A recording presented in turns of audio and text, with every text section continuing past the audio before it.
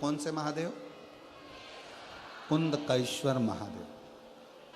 कुंदकेश्वर महादेव के 5 बहुत अच्छे अच्छे भाव वर्णित किए। बहुत। पहला, जिस नारी को रजोधर्म से जुड़ी हुई प्रॉब्लम होती है, रजस्वला धर्म से जुड़ी हुई कोई तकलीफें होती हैं, अगर थोड़ा समझेंगे अपन उसको, जैसे ये शिवलिंग है, ये जलाधारी है, गोल, और यहाँ से पानी बहता है। समझ में आ रहा है ना सबको? ये शिवलिंग जलाधारी, यहाँ से जल बहता है। जिस नारी को अगर गर्भाशय में गठान हो जाए, गर्भाशय से जुड़ी हुई प्रॉब्लम हो, रजोधर्म से जुड़ी हुई तकलीफ हो, रजस्वला धर्म से जुड़ी हुई तकलीफ हो, कुछ भी प्रॉब्लम अगर नारी से जुड़ी हुई है, तो जल शिवलिंग पर ना चढ़ाकर अगर औषधि के लिए कर रहे हो, तो ये जो जलाधारी है गोल, इस जलाधारी पर, इसको कहते हैं पार्वती जी का हस्त कमल, इस जलाधारी पर जल को आप चढ़ाना प्रारंभ करिए। 3 बार उस जल को शिवलिंग के आसपास चढ़ाइए, पर शिवलिंग पर समर्पित ना करते हुए जलाधारी पर जल समर्पित करें और उसी जल को झेल कर पीने का प्रयास करें। लगभग 15 दिन भी अगर आपने रेगुलर कर लिया तो निश्चित है कि रजो धर्म से जुड़ी हुई समस्या आपकी समाप्त हो जाए। ये हस्तकमल मां पार्वती का स्थान, ये शिवलिंग शंकर जी का स्थान, बीच में जो मोटी सी लाइन रहती है वो अशोक सुंदरी का स्थान, ये गणेश जी का स्थान, ये कार्तिकेय का स्थान, ऊपर से जो एक एक बूंद पानी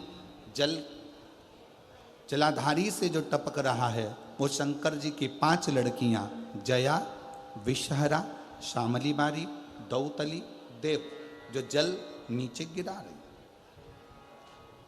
इस स्थान पर जब हम जल समर्पित करते हैं तो कितना भी बड़ा प्रॉब्लम हो, कुंदकेश्वर महादेव का नाम लेकर आप जल का आचमन करिए, उसमें श्रेष्ठता बने। श्रेष्ठ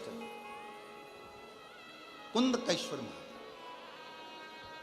उसी तरह कुंदकेश्वर महादेव का ही वर्णन किया गया, जिन बेटों की कोई 30 साल का हो गया, 35 साल का हो गया, 42 साल का हो गया, विवाह नहीं हो रहा, लड़की 35-36 साल की हो गई, 40 वर्ष की हो गई, 27 साल की हो गई, विवाह नहीं हो रहा, बहुत चिंता में हो, बहुत टेंशन में हो, तो शास्त्र कहता है, हमारा शिव महापुराण का कथा वर्णन करती है, हाथ में 2 लोटा जल,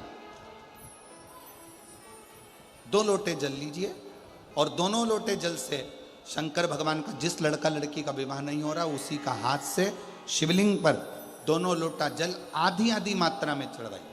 मतलब थोड़ा थोड़ा जल कुंदकेश्वर महादेव के नाम से चढ़ाइए, वही जल लेकर जाइए और बेलपत्र के वृक्ष के नीचे उसी जल से 7 धार, पेड़ की परिक्रमा करते हुए 7 परिक्रमा उसी जल से, दोनों लोटे जल से 7 परिक्रमा कुंदकेश्वर महादेव के नाम से करवा दीजिए, उसका विवाह होकर ही रहेगा, निश्चितता में विवाह।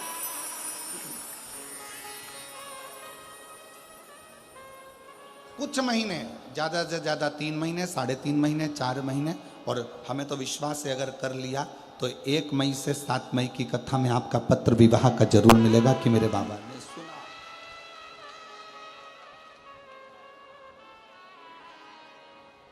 जयपुर बहुत दूर नहीं है। जब मेरा ओघड़दानी आपकी झोली में खुशियां भर देगा ना, तो मुझे विश्वास है आप इतनी प्रसन्न होकर जयपुर लाल चुंदड़ी ओढ़ कर आओगी ना ईश्वर जी और गोरा जी की कथा में, तो कहोगी कि बाबा ने हमको ये दिया। पार्वती जी की सुंदरता को देखकर, पार्वती जी की सुंदरता का स्मरण कर कर उनकी ओर जाते हैं। और पार्वती जी एक कुंदुक का प्रहार कर कर, एक कुंदुक के प्रहार से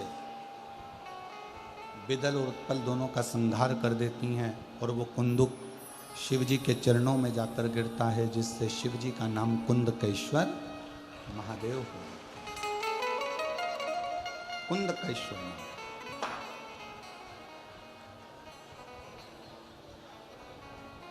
यदि डॉक्टर की दवाई खा रहे हो, शरीर में नहीं लग रही है, तो एक बार प्रयास करना, कुंद कैश्वर महादेव के नाम से डॉक्टर की दी हुई दवाई को ही खा। हमने पहले भी कहा कि डॉक्टर शंकर का एक रूप होता है, शिव एक स्वरूप डॉक्टर के रूप में रहता है। यदि शरीर में दवाई ना लगे, शरीर में रोग बढ़ता जा रहा है, दवाई ना लग रही हो, तो कुंद कैश्वर महादेव का स्मरण कर पाए। कुंद कैश्वर।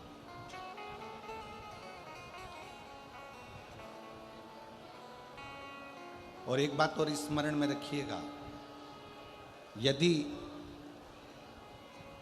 नवयुवक बेटा बेटियां कोई कंपटीशन एग्जाम में बैठ रहे हैं, कोई परीक्षा देने बैठ रहा है, खूब अच्छी मेहनत करो। अभी तक जितनी पढ़ाई करी है उससे 4 गुना ज़्यादा पढ़ाई करो।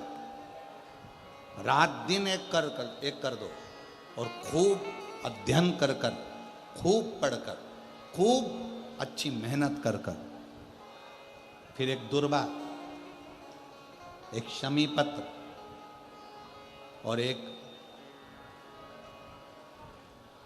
पुष्प कनेर का, ये 3 चीजें लेकर नंदी के पास में रखकर बाबा से प्रार्थना कर फिर किसी एग्जाम को देने के लिए जाओ। बाबा चाहेगा तो उसमें सफलता जरूर मिलेगी। एक पत्र है, अच्छा है।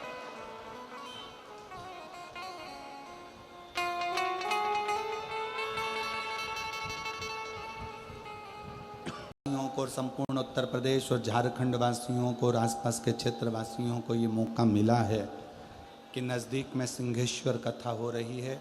और वो शिवलिंग जहाँ पर रावण भी आराधना करा है, राम भी आराधना करे हैं, हनुमान भी आराधना करे हैं, ऐसे टीवी के माध्यम से भी जो सिंहेश्वर में कथा होने जा रही है उसका नाम सिंहेश्वर नाथ शिव महापुराण की कथा रहेगी, जहाँ से आप सिंहेश्वर बाबा की एक एक लीला का दर्शन करें, एक एक लीला का स्मरण करें। जैसे तारकासुर की चित्त वृत्ति हृदय में शिव समाये थे, इसलिए उन्होंने वर में भी मांगा कि शिव के पुत्र के द्वारा प्राण छूटे, और शिव पुत्र के द्वारा ही तारकासुर के प्राण गए, जिसमें पशुपतिनाथ व्रत का वर्णन हुआ। 5 सोमवार का ये व्रत रहता है। सुबह जिस पूजन की थाली को लेकर जाते हो वही पूजा की थाली शाम को भी जाती है। कितने दिए जाते हैं उसमें? 6 दिए।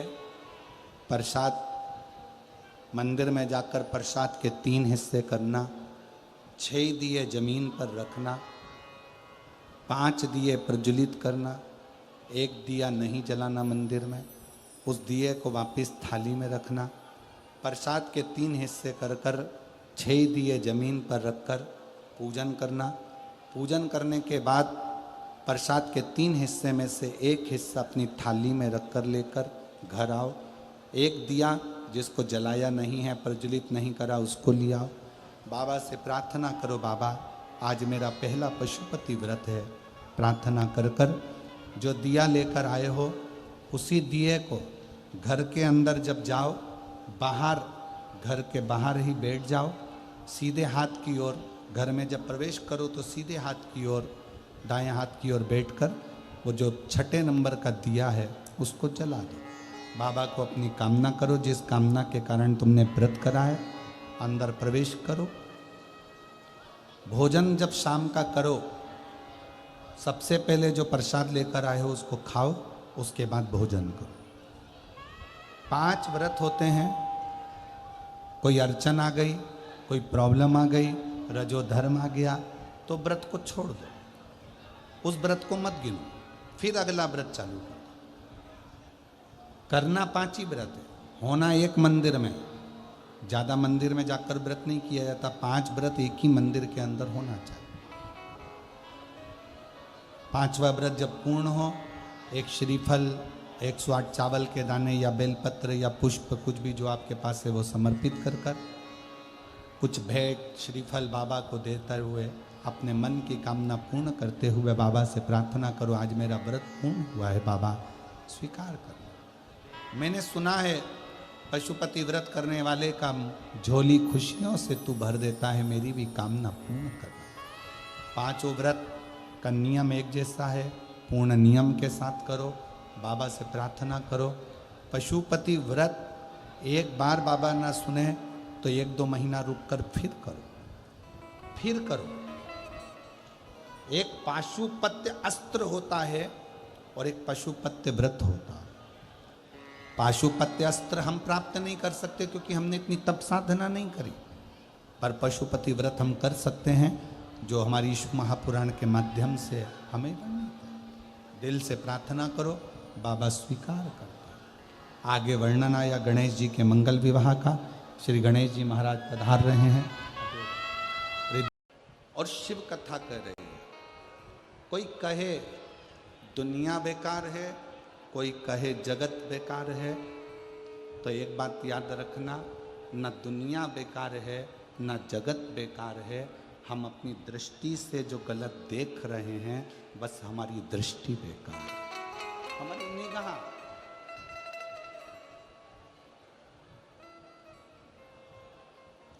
हमारे नेत्र ये श्रेष्ठता देख नहीं पा रहे। पार्वती जी का जब मंगल विवाह शिव जी के साथ में हो रहा था, पार्वती जी की मां पार्वती जी को बहुत समझा रही थी, बहुत।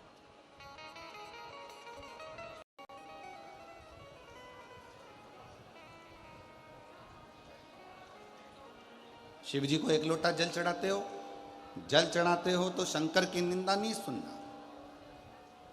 कोई कहे शंकर जी ऐसे, मैंने तो उससे पूछा, कोई कहे मंदिर जाके क्या करोगी, मेरा पांव, मेरा घर, मेरा परिवार तेरे कहने पे चल रहा है क्या? मेरा मन, मैं मंदिर जाऊं, पशुपति व्रत करूं, पोछा लगाऊं, झाड़ू लगाऊं, जो करूं मेरी।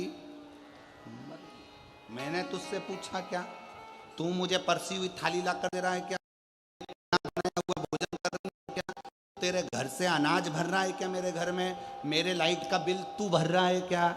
मेरे पानी का बिल तू भर रहा है क्या? जब मेरा घर का गुजारा मेरा पति करवा रहा है, मेरे घर का गुजारा मेरे परिवार वाले कर रहे हैं, तो मैं तेरी क्यों सुनूं? हमारा घर हम संभालेंगे, तू अपना घर देख, अपना परिवार हमें संभालेंगे।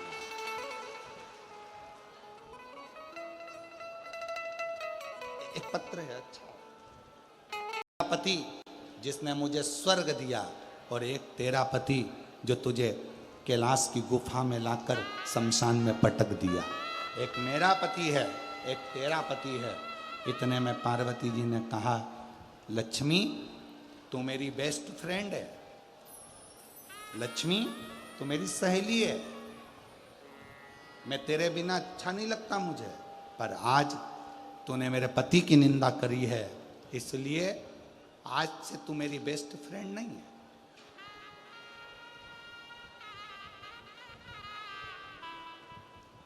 लक्ष्मी जी ने कहा पार्वती से, तुझे बुरा लग गया?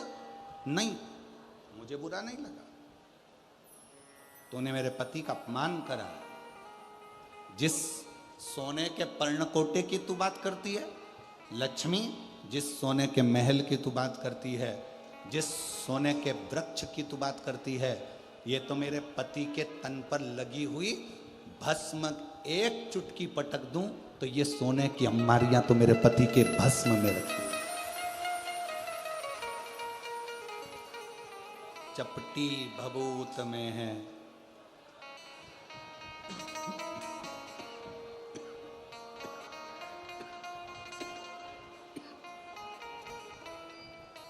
चपटी भभूत में है खजाना कुबेर का, चपटी भभूत में है खजाना कुबेर। हे गंगधार मुक्ति द्वार ओम। मुस्कुराना। हमने पहले कथा में कहा था 3 चीजें बहुत कठिन है। दुनिया की सबसे कठिन चीज है 3। पहले नंबर का हाथी को धक्का देना। जम के बोलो क्या? जम के बोलो, हाथी को धक्का देना। दूसरे नंबर का मच्छर के पैर की मालिश करना। ये भी दुनिया का सबसे कठिन काम है। दुनिया की 3 चीजें कठिन हैं। पहले नंबर का हाथी को जम के बोलो धक्का देना। दूसरे नंबर का मच्छर के पैर की मालिश करना। और तीसरे नंबर पर है शादी के बाद किसी पुरुष का मुस्कुराना।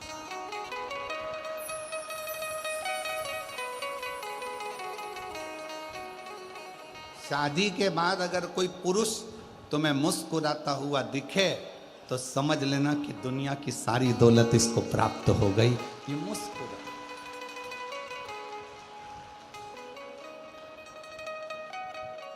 बेचारा शादी के बाद पुरुष किसी के दोस्त के यहाँ शादी में भी जाता है तो मुंह उतार कर रहता है, क्योंकि ज़्यादा मुस्कुराता है तो पत्नी सिर पे पल्लू लेकर शादी में बोल देती है, खूब हंस रहे हो। घर में आते से तो तुमको बिल्ली काट खाती है, एकदम मौन हो जाते हो, और यहाँ इतना मुस्कुरा रहे हो। अभी चलो घर तुम, फिर बात कर। 3 काम सबसे ज्यादा कठिन है। 3 काम। एक हाथी को धक्का देना, दूसरा मच्छर के पैर की मालिश करना, और तीसरे नंबर पर है शादी के बाद पुरुष का